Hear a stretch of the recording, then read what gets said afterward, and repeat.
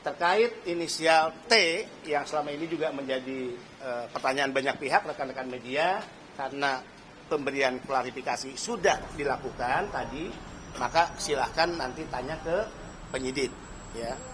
Tapi sesungguhnya saat saya menyampaikan dalam rapat internal di istana, karena temanya adalah tema tentang TPPO, ya, itu kan tidak hanya inisial T yang saya sampaikan, tapi juga ada inisial-inisial lain. Misalnya terkait penempatan ilegal ke Singapura, ada inisial S garis miring J, itu statusnya DPO hingga hari ini. Kemudian yang kedua inisial ARO atau AIM, yang ketiga inisial RS, statusnya juga DPO. Kemudian inisial S dan inisial MM.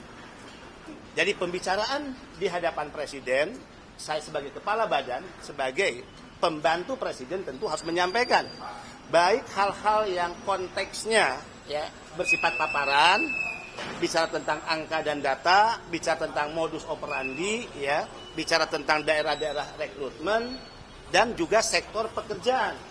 Ada yang diberangkatkan ke Singapura, sektor pekerjaannya pekerja rumah tangga misalnya. Tapi yang dipekerjakan ke Kamboja, sektor pekerjaannya di judi online dan scamming online.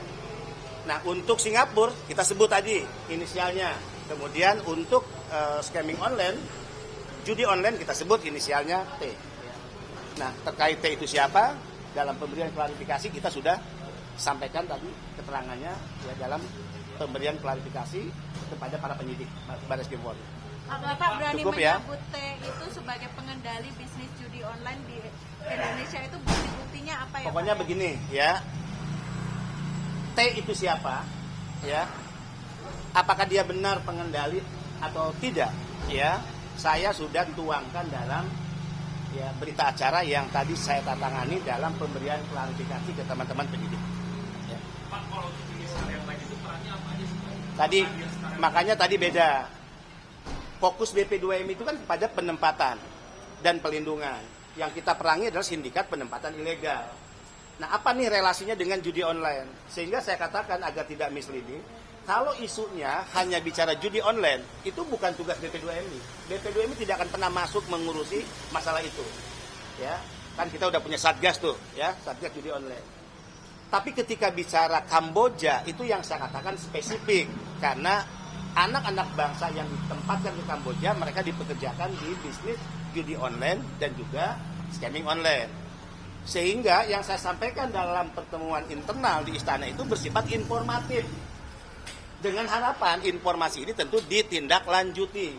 Contoh ya, 5 yang saya sebutkan tadi, yang diduga sebagai bandar penempatan ilegal ke Singapura, itu tidak bekerja untuk judi online, bukan. Itu kan ditindaklanjuti oleh Pak Mahfud dalam bentuk Pak Mahfud mengirimkan surat agar nama-nama tersebut tentu menjadi, ya, dasar untuk dilakukan penyelidikan dan seterusnya, tentu oleh penegak hukum.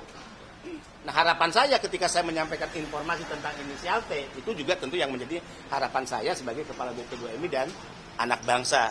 Kenapa?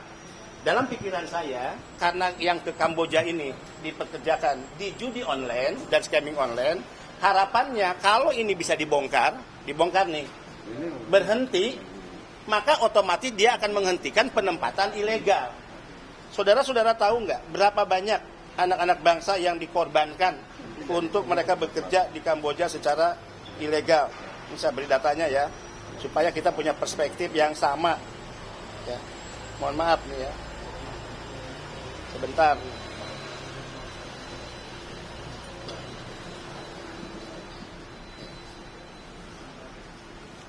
Mungkin kita lalai dan kita tidak tahu. Orang Indonesia yang sekarang ada di Kamboja itu jumlahnya 89.440 orang. Ya. Itu tercatat loh, ya, tercatat sesuai data izin tinggal, ya, dari imigrasi Kamboja. Oke, yang kedua, berapa yang lapor diri? Yang lapor diri dari 89.440 itu sebanyak 17.883. Oke, sekarang berapa yang sudah dipulangkan ke Indonesia karena bekerja di judi online, scamming online? Ya, kurang lebih, ya, 1.914 dari Kamboja.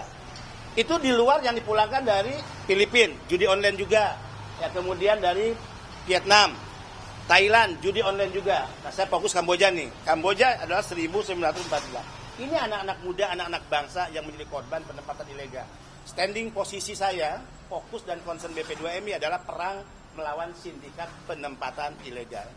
Jadi jika judi online itu berdiri sendiri, maka tidak menjadi fokus dan tugas kami. Ya, itu bukan tugas BP2MI. Demikian ya. Terima kasih. Bapak kan disebutkan bahwa BP2MI kan perang Sindikat penempatan ilegal.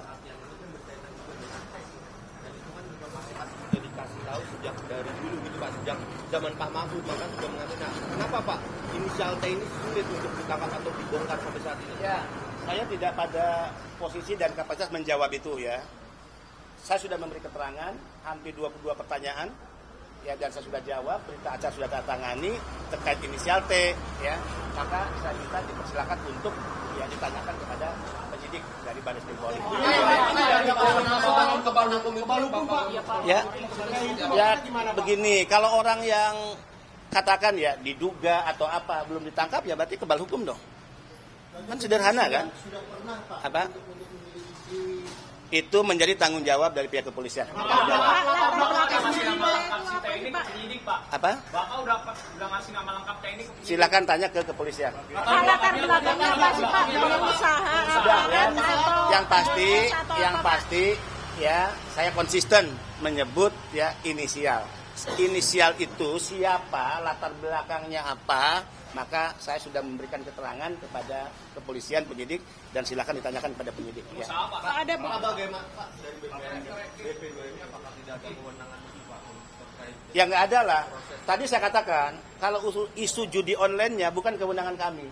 Kami tidak berurusan dengan itu. Bahkan ada beberapa media misleading-nya misalnya ketika saya menyebut judi online, seolah-olah judi online yang ada di Indonesia yang sedang ditangani oleh Satgas. Tidak, ya. Saya menyebut relasinya atau korelasinya dengan penempatan ilegal di Kamboja. Mereka dipekerjakan di judi online dan scamming online di Kamboja, ya. Oke, ya. ada bukti-bukti Pak yang diserahkan ke penyidik Pak. Tanya ke penyidik, Detail ya. buktinya, Pak. Tanya ke penyidik. Download Tribun X sekarang. Menghadirkan lokal menjadi Indonesia.